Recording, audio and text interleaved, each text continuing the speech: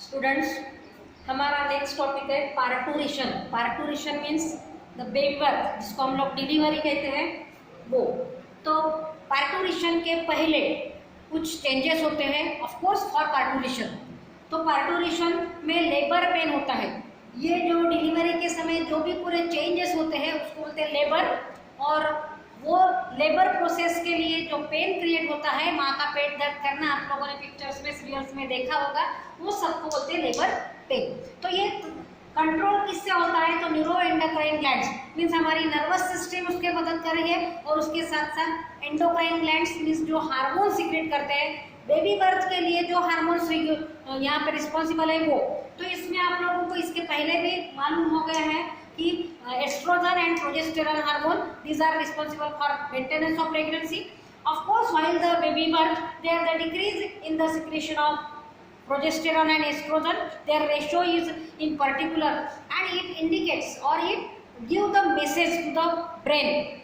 Brain is the part of nervous system, and that passes the feedback to the brain that there is the time of baby birth, means baby fully grown.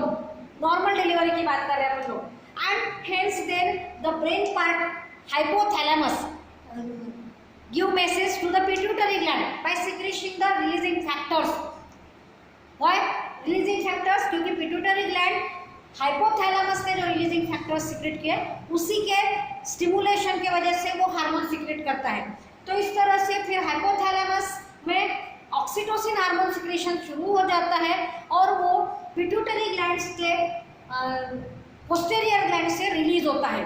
तो इस तरह से baby birth के लिए oxytocin hormone की जरूरत होती है। तो जैसे प्रोजेस्टेरॉन एस्ट्रोजन की लेवल घटती है और उसका जो रेशियो पर्टिकुलर आ जाता है, उसके फीडबैक से फिर ऑक्सीटोसिन हार्मोन पिट्यूटरी ग्लैंड से सीक्रेट होना शुरू हो जाता है। इस ऑक्सीटोसिन हार्मोन के प्रभाव से मीन्स इन्फ्लुएंस के वजह से पेट में मतलब माँ के यूटेरस में कॉन्ट्रैक्शन शुरू हो जाता है, और इस कॉन्ट्रैक्शन के वजह से फिर बेबी गर्भ क्या होता है, छोड़ना लगता है यूटेरस को। यूटेरस में प्लेसेंटा को जो अटैच होता है बेबी बाय अम्बिलिकल कॉर्ड, वो वहाँ से कॉन्ट्रैक्शन की वजह से वो लूज हो जाता है और वो छोड़ने लगता है। ऑफ कोर्स उसके साथ साथ यूटेरस में कॉन्ट्रैक्शन बढ़ते जाता है, वैसे वैसे लेबर पेन बढ़ते जाता है, उसका फीडबैक आगे जाता है, वैसे वैसे ऑक्सीटोसिन का सिक्रेशन भी बढ़ते जाता है। मतलब जैसे पेन बढ़ेगा उधर ऑक्सीटोसिन का सिक्रेशन बढ़ेगा, ऑक्सीटोसिन का सिक्रेशन बढ़ेगा तो यूटेरस का कॉन्ट्रैक्शन बढ़ेगा, और बेबी को नीचे की तरफ धकेला जाएगा। नीचे की तरफ धकेला जाए मीन्स एक तो यूटेरस से अलग हो जाने के बाद, डिटैच होने के बाद वो नीचे की तरफ मीन्स सर्विक्स, यूटेरस के माउथ सर्विक्स ओपनिंग की तरफ जाता है, और उस तरह से सेम समय वजाइना भी एक्सपांड होता है। इसका स्टिमुलेशन हमारे पेल्विक गर्डल को मिलता है, हमारे वहाँ के पेल्विक मसल्स को मिलता है, और सभी मतलब माँ के जहाँ पे पेट में यूटेरस है उसके आजू बाजू वाले सभी मसल्स ऐसे स्ट्रेच होते हैं, और अपने आप ही क्या होता है कि बच्चे को पैदा होने के लिए मदद होती है। ये सब होते चलता है। उसके पहले जब ये बेबी पूरा फुल्ली ग्रोन हो गया है, डिलीवरी का टाइम हो गया, ये कैसे पता चलेगा? तो फुल्ली ग्रोन बेबी के बॉडी में कुछ ऐसे चेंजेस होते हैं। तो देखो वहाँ पे फिटस के फुल्ली ग्रोथ मतलब पूरा बड़ा हुआ जो फिटस है उसके स्टिमुलेशन के वजह से एसीटीएच हार्मोन बेबी के बॉडी में जो एड्रिनल पिट्यूटरी ग्लैंड्स है, वो पिट्यूटरी ग्लैंड से एसीटीएच हार्मोन सिक्रेशन शुरू हो जाता है। उसके वजह से एड्रिनल ग्लैंड में कॉर्टिकोस्टेरॉइड हार्मोन सिक्रेट हो जाता है। ये बाद में फूड डाइजेस्ट करने के लिए वगैरह मदद होती है।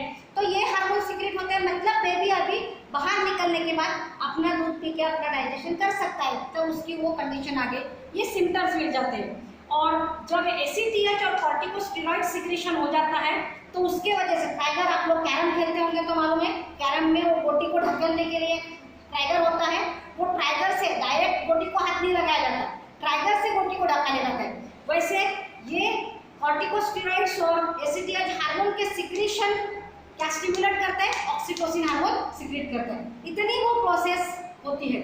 और इस तरह से जैसे ऑक्सीटोसिन सिक्रेशन होता है तो यहाँ पे यूटेरस का कॉन्ट्रैक्शन बढ़ते जाता है, और इस तरह से बच्चे का हेड पहले ही नीचे आया रहता है, वो धीरे धीरे सर्विक्स के साइड में अंदर नीचे नीचे आते जाता है। ये देखो, तो इस तरह से जैसे सर्विक्स ओपन होने के लिए, ओपन होना मीन्स यहाँ पे डायलेशन, उसका साइज बढ़ने लगता है, उसके साथ साथ वजाइना का भी साइज बढ़ने लगता है। और इस स्टेप को एक्चुअल बेबी बर्थ के समय जो स्टेप्स है वो 3 स्टेप में एक्सप्लेन किया है। कंटिन्यूस प्रोसेस है लेकिन 3 स्टेप में एक्सप्लेन किया है स्टडी करने के लिए। तो पहली स्टेप को बोलते हैं dilation. Dilation means baby birth का जो मार्ग है जहाँ से बेबी बाहर निकलने रहा है वो क्या होना चाहिए, फैलना चाहिए। वो फैलेगा, डायलेट होगा, तभी बेबी वहाँ से बाहर निकल पाएगा। तो इस प्रोसेस को बोलते हैं डायलेशन। तो इस समय सर्विक्स और वजाइना दोनों का साइज कैसे हो रहा है, फैल रहा है। और हेड, बच्चे का हेड, फिटस का हेड ये सर्विक्स में और सर्विक्स के बाद वजाइना में और वजाइने से बाहर निकलेगा।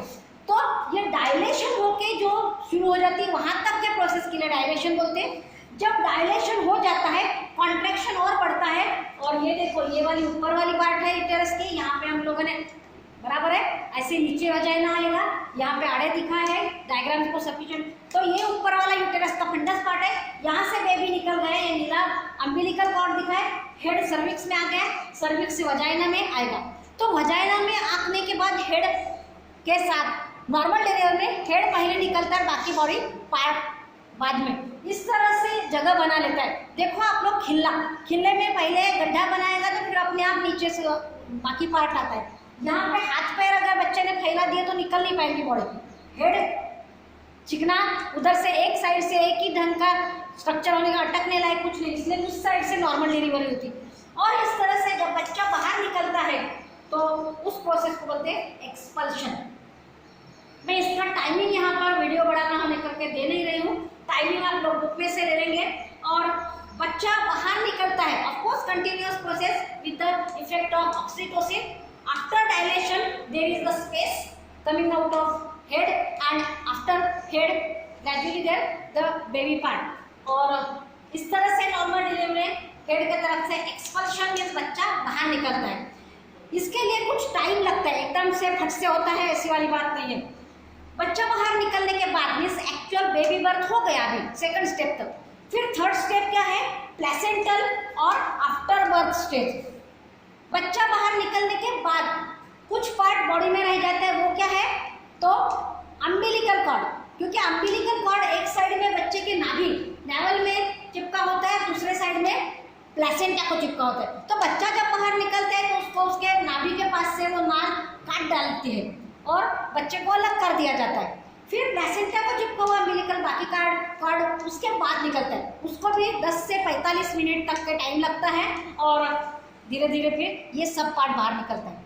बेबी का बर्थ होने के बाद contraction of uterus decrease, oxytocin secretion also decrease, and automatically after baby birth there is no need of dilate part, and that's why the contraction of uterus decrease होता है, कम हो जाता है। ऑटोमेटिकली द वजाइनल डायलेशन भी कम हो जाएगा, oxytocin का effect कम होने लग गया, अपने आप फिर से यूटेरस और वजाइना जो फैला हुआ था वो फिर से कॉन्टैक्ट होकर अपनी पोजीशन में आने लगता है।